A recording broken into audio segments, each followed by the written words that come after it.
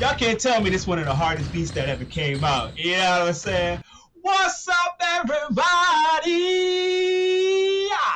It's your boy, Notesdagawd, aka the Guardian Angel, and we back. But anyway, we got a video from my boy, The Truth Is. I love this man. He always put out the good stuff, you know what I'm saying?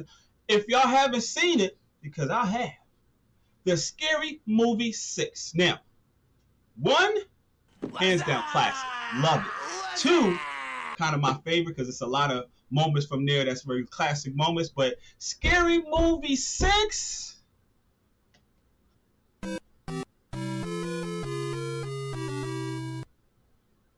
I gotta say, I'm kind of disappointed. It's a lot of moments that I feel like they were trying too hard.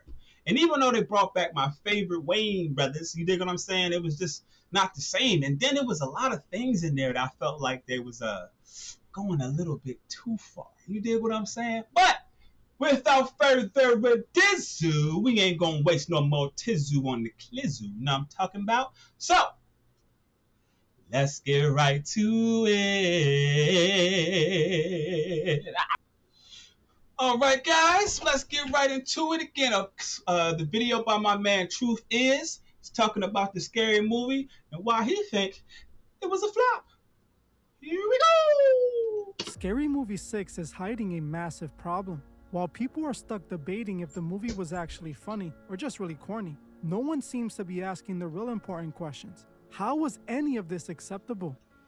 How is this scene supposed to be funny? And how was this approved to be in the movie? Brother, what's that? What's that, brother? If y'all saw this movie, that part, nah, unacceptable. I know that Scary Movie 6 was supposed to be silly, but it seems like they used that parody label to get away with themes that are just flat out disgusting. Are they just trying to push the limits of comedy? Or is there a more calculated reason behind this? Today, we analyze Scary Movie 6 to see how Hollywood is trying to desensitize you. When I was a kid, my brother took me to watch the first Scary Movie. Obviously, young me found it completely hilarious. It was a product of its time with silly jokes and corny quotables that became all the rage back then. Facts. That's what I'm saying. Y'all remember the wada. It was hilarious. It was like edgy. It had like really punchy jokes. You know what I'm saying? It was on point, man. You know what I'm saying? Boom shakalaka. But now, when I'm just watching the movie and it had its funny moments. Don't get me wrong. But for the most part, I just felt like they was going overboard with a lot of stuff, man. Anyway, let's keep it moving. As we all remember, those movies opened the doors for a whole genre of parody movies that came out every year. While those older movies often featured controversial themes, they're nothing compared to Scary Movie 6. This movie wasn't trying to be funny. It was trying to make inappropriate ideas funny. There are certain things that simply should not be joked about, no matter how much you try to frame them as comedy. Yet, that is exactly what this entire movie was built on. It felt like an attempt to turn very serious, real-world problems into corny punchlines. It almost feels like this movie's intended goal was to desensitize you. Whether this was intentional or not, the effect is undeniable. In a world where so much is unfolding and the public is finally starting to see things differently, it makes perfect sense to produce a comedy that turns these serious situations into a joke. This is exactly how you desensitize an audience. Instead of allowing people to be outraged at what is actually happening, you train them to laugh at it like it's just another punchline. There are several scenes in this movie that try so hard to make you laugh about things that are not funny at all, things that should only be taken seriously. We are going to break down every scene I found guilty of this. If there's any scene I missed, let me know in the comments and I'll cover them in a part 2. The first scene that clearly went too far was the parody of The Substance. The Substance is about a fading celebrity played by Demi Moore who tries an experimental drug that promises to make her younger. In the movie, she takes the yellow serum, and in a horrifying scene, a younger version of her literally crawls out of her back. I actually covered this movie some time back if you want to check that out. In Scary Movie 6, they parodied this exact scene, but they used it to mock something no one should be laughing at. During this part, An aging reporter takes the serum and transforms into Marlon Wayne's character from White Chicks. I'm gonna be honest, this might have been funny on its own. Now I ain't gonna lie. This right here, I would say is like, it's borderline funny. You know what I mean? Because I'm like, oh shit, they coming out with White Chicks too. It's a little sneak peek. You dig what I'm saying? But how about new? If they didn't use this moment to make fun of the infamous files. As Marlon Wayans is seen crawling out of the reporter's back, he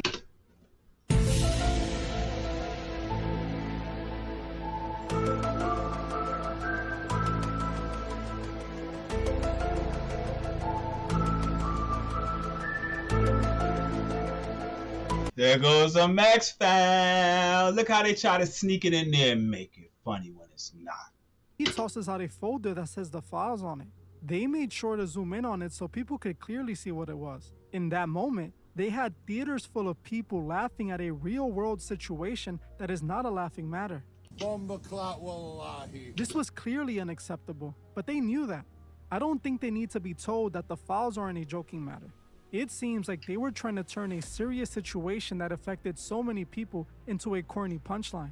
Honestly, considering how many people from the industry were implicated, you can see why laughing it off would be more comfortable than confronting it. It is the equivalent of a powerful politician telling people that anyone asking for the truth is the actual bad guy. This was not the only time they tried to make this scene funny. There's another scene with Brenda, played by Regina Hall, making jokes about the infamous island. She straight up says she thought about going to the island to get away from her children. What? Again, how is this a joke? What is funny about this situation at all? This is not a made-up story or a movie like they normally pull from. They are mocking real-life trauma. They are taking a situation that has millions of Americans desperate for answers and turning it into corny punchlines. You see how they do? That is exactly how you strip away the seriousness of the entire. What is truly telling is that there are inappropriate jokes at the expense of children throughout the entire movie. There is a scene where they parody the movie Terrifier. In Terrifier, the main antagonist goes around taking people out for no apparent reason whatsoever. The Wayans decided to parody this movie, and once again, they added an unnecessary pun that is inappropriate. In the scene, they show Art the Clown doing what he's known for. He is then shown dressed as a mall Santa where he literally gives the child actors Christmas gifts. I'm not gonna say what the gifts were, but you can look it up. To me, this was the exact moment Scary Movie 6 went too far. Another scene that went too far was the church scene.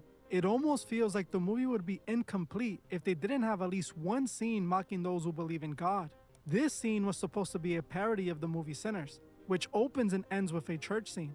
In this part, we see Shawn Wayans reenacting the viral moment from Andrew Caldwell, the I'm Delivered meme. But obviously, because it is Hollywood we're talking about, they had to take it a step further to make it completely disrespectful. It's over for y'all, bro. This movie cooked. During this scene, we see Shawn Wayans' character get up in front of the congregation to give a testimony about his own personal life. Then, just like the meme, he tells them that he's no longer gay, but then he proceeds to literally hawk Tua on the mic in front of the whole congregation.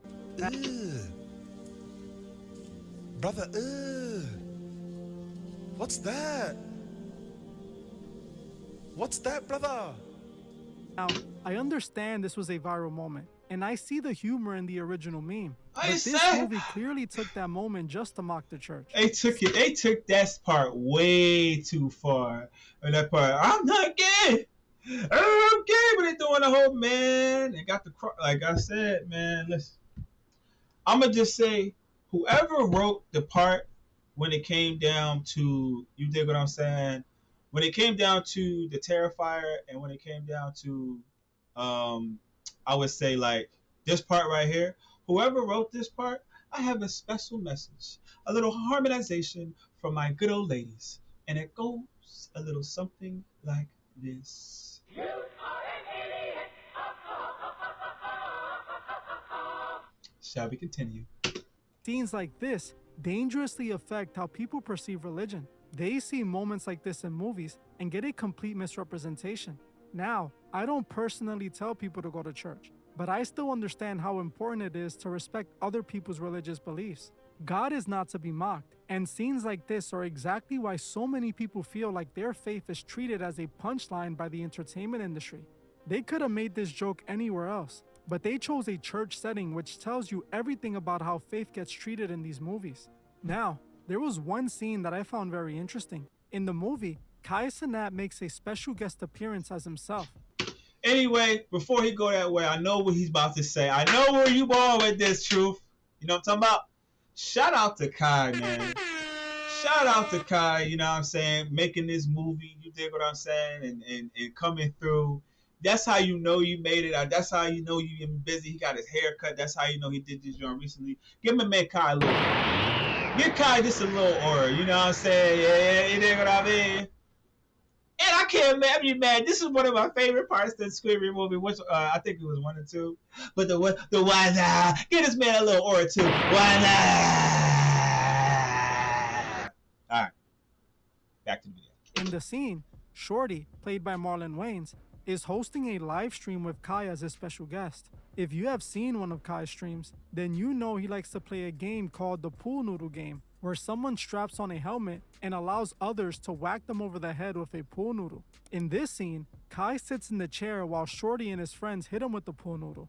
Out of nowhere, Ghostface pops up and takes out Kai Cenat live on stream. Shorty, instead of being shocked that his special guest just got ended in front of him, starts cheering and bragging about how viral they went. This scene stuck out to me for 2 reasons. Facts. 1, this proves Kai Cenat has officially crossed into the Hollywood world. And 2, they show just how desensitized streamer culture truly is. While this was a movie and nothing like this has happened in real life, if something like this did happen in real life, it would likely play out the same way. I honestly can see streamers more concerned about the views and going viral than the person who got taken out on their stream. I knew that's where you're going with it. We have seen countless examples of this many times over. That's definitely a fact, because they basically showing, even though it's a joke, it's always truth behind a lot of stuff, God. They just basically showing like this is where the stream works. Everybody do something negative. Everybody do something, you dig what I'm saying, to turn up. But you repeat the sign, like the thing, look like read the thing. It says eat cockroach, drink till you stink, live, laugh, love, tramp stamp, booty hole pong. I bet y'all ain't repeat that. Streamers who, instead of cutting the stream when things get serious, leave it playing because it's content. This movie showed us a representation of just that. When things got as serious as Kai being taken out, the crowd sees it as just content instead of what it really is. Now, I already see people in the comments defending this movie by saying the Wayans brothers advertised this whole thing as a film that would purposely cross the line. They literally put every line will be crossed on the poster.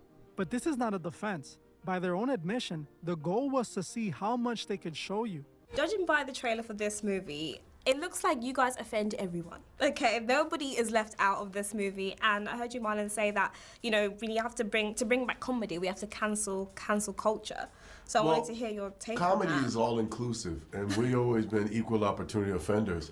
I say that all the time. Right, so if everybody gets it, you get a chance to laugh at yourself and get a chance to laugh at others, and it's a safe place. So it's not a negative thing to cancel culture. It's freeing your sense of humor. You can't let cancel culture cancel laughter and comedy.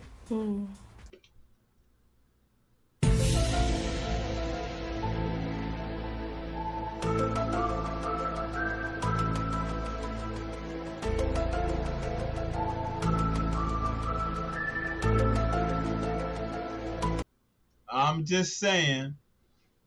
I'm saying it without saying it, but I'm just saying. We need it. You do. Like, I don't look at this movie as just a movie. I look at it as medicine. It's something that we all need. I mean, it's been years since we all sat in a theater as a world, as a community, and just laughed at, you know, ourselves and each other. And I think that this is a great opportunity to do that this summer. Is there a line or a scene that you're kind of like clutching yourself like, oh, is this going to be received? Or you just like, no. There's a few. There's a few. Okay. Can we get a little something? No spoilers. No, it's not a spoiler. Just give us a little sprinkle. You'll see. And then I'll look at Instagram and I'll be like, oh, maybe we went a little too far on that one. Huh? So you're anticipating that. Yeah. And based on everything we just broke down, desensitizing the audience seems like exactly what was achieved. As you can see in this video, some lines shouldn't be crossed. Joking about the fouls is that line. Showing the Terrifier scene is beyond crossing the line. And if y'all, like I said, y'all don't know, that right there is a punch of. What? Yes, I said the little girl is holding. What? I ain't gonna say it again, but I'm just saying, I would have never watched this with my daughter. My daughter's 13 going on 14. I still wouldn't watch this movie with her because it's just some things is just out of pocket. You know what I'm talking about? They are literally advertising this movie as a film created to purposely desensitize the audience. But this seems to be a running theme when it comes to movies Marlon Wayans stars in. We can see this exact same thing found in another recent movie he was a part of, Him.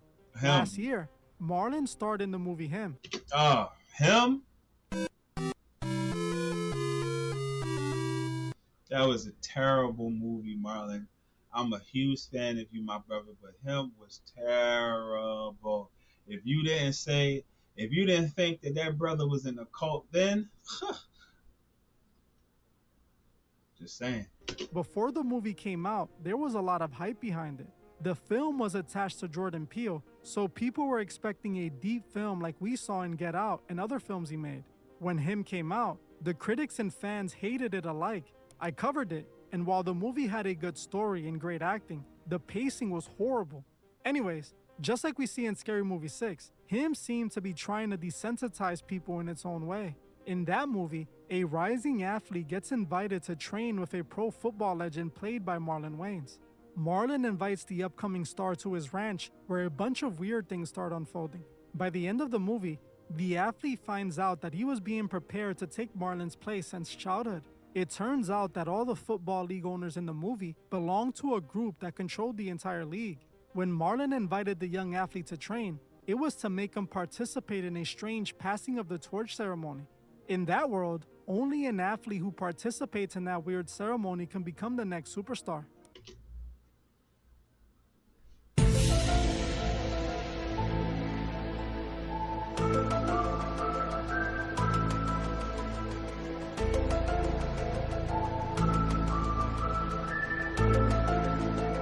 Y'all can't tell me that ain't the X-Files sounding like the Files X without saying it's the X-Files.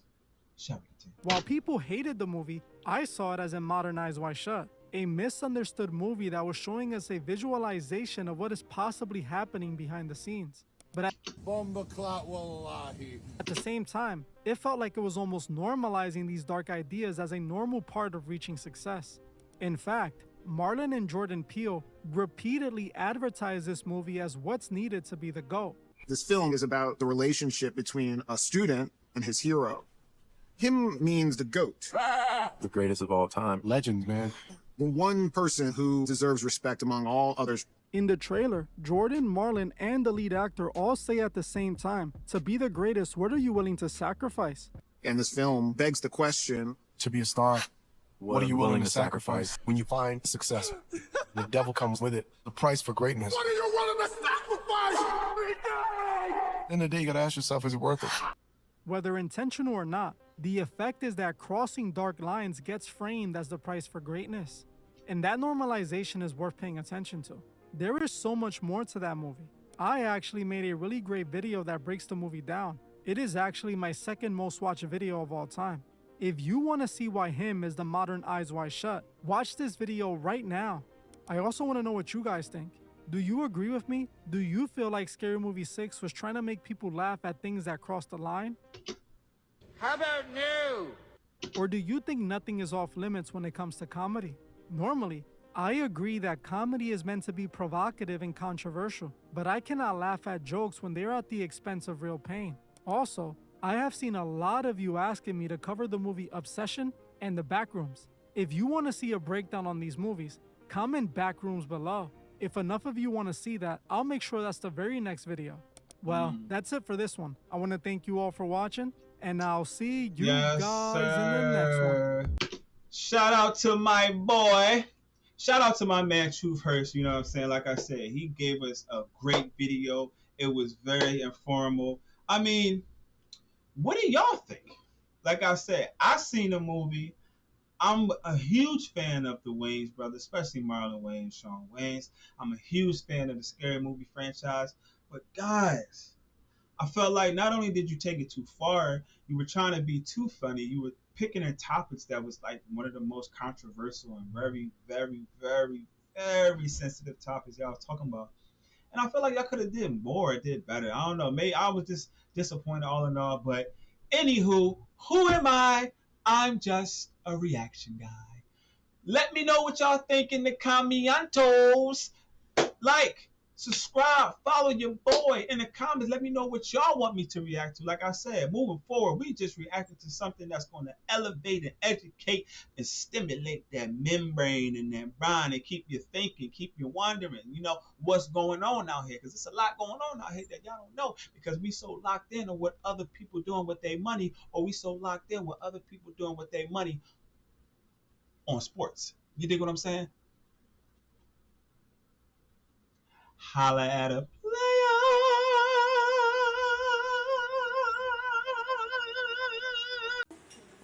The light skin one. Notesdagawd.